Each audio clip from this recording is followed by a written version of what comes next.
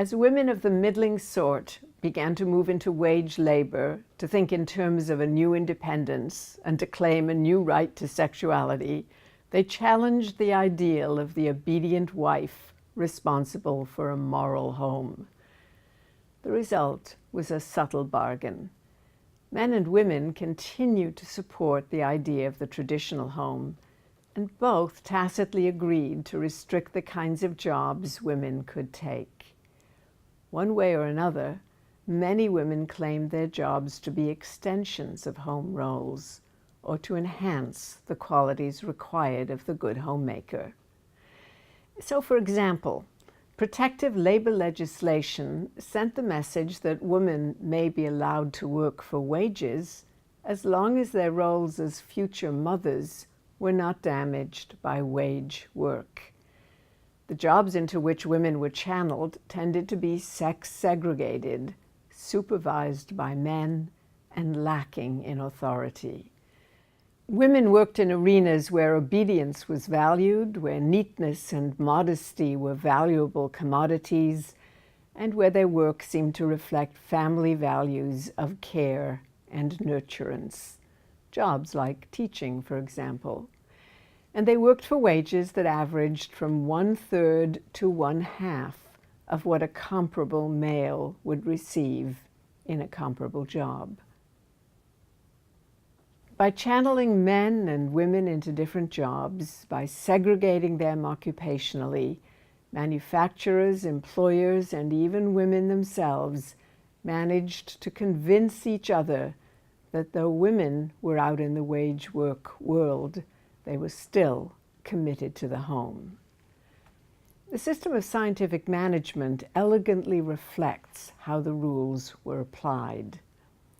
As it was applied in the 1920s on the factory floor, scientific management proposed a strict division of supervisory work and manual labor. Managers were expected to decide what was to be done, what motions were best suited to the most efficient outcomes, which workers were best suited to the task at hand, and how quickly the work could proceed. Their judgment of product and speed determined the wage to be offered. But while workers could be either male or female, managers were invariably male. Female workers had no voice in either the process or speed of work, in the minutes or hours of work before a break, in the position of arms and elbows. Women were, as they were expected to be at home, obedient to the commands of men. The transformation of office work provides a second example. By the 1920s, office work occupied almost a quarter of the female wage-earning labor force. Economist Marjorie Davis tells us how these women became subject to scientific management techniques that defined how they would move and act in order to complete each task as efficiently as possible.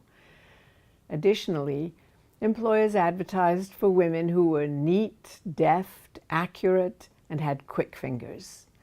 Once in the office, supervisors measured the number of keystrokes typed, the number of minutes required to add up a column of figures, the time required to turn over each page of a letter. Absent a demand for initiative, women could do any job within the requisite time schedule, enabling a job that might once have required thought to move from male to female hands.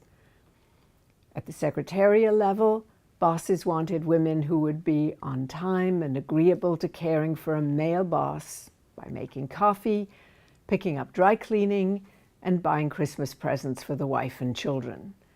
Should that caring role lead to sexual entanglement, the secretary would, of course, be the one to go. Still, the risk might be worth it. The secretary who cared for a single male at work garnered greater prestige and pay than the one who worked from a typing pool. The flip side of scientific management was increased productivity that would enable higher consumption. Men would trade obedience for a family wage. Henry Ford's $5 a day wage is the first and most important example.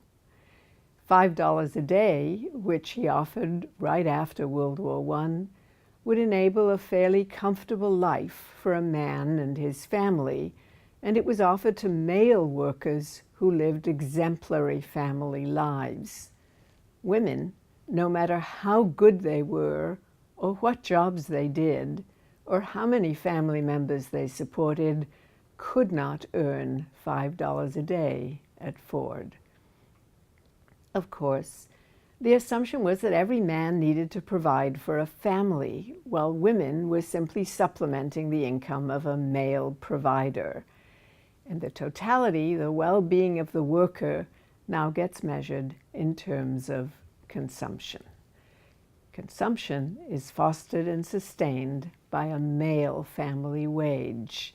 It can become larger because scientific management produces greater profits, and it could be supplemented, perhaps, and if necessary, and only sporadically, by a female wage. In these ways, jobs and wages conveyed to women the information that their wage work was less important than that of men. They managed to go to work, to be sure, in far larger numbers than they ever had before. In 1920, we count about 8 million women in the wage labor force. By 1930, about 10 million, an increase from about 22% of women in the wage labor force to almost 30%. But still, the question remains, does the kind of freedom that these jobs gave women add up to equality? Or are the freedoms of women so constrained that they remain firmly subordinate to men? Those are the questions that we'll explore in the 1930s when we move into the Great Depression. We'll see that women discover once again just how tightly the family binds them.